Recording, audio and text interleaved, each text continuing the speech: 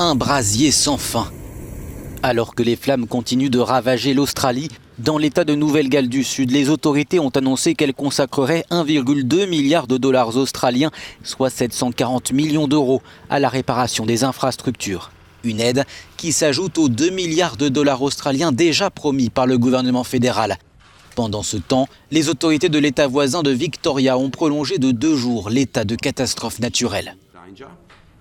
Nos prévisions font état de conditions de danger extrême. Cette activité très importante est probablement due à une journée très chaude aujourd'hui et une autre qui s'annonce encore très chaude vendredi. Le changement ne se produira dans l'est de l'État de Victoria qu'en fin d'après-midi demain. Et dans la partie nord de l'État, ce ne sera pas avant samedi soir. Alors que de fortes températures sont encore attendues ce vendredi, les autorités continuaient à procéder à des évacuations.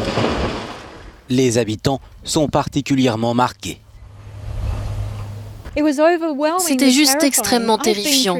J'ai traversé des choses très dangereuses en travaillant dans d'autres pays, mais là, c'était comme si toute sécurité avait disparu.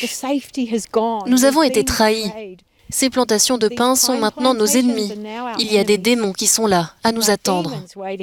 Le gouvernement de Scott Morrison a été accusé de n'avoir pas assez agi pour la lutte contre le réchauffement climatique. Cette vague d'incendies particulièrement virulente a déjà fait 26 morts et réduit en cendres une superficie équivalente à celle de l'île d'Irlande, touchant également des millions d'animaux.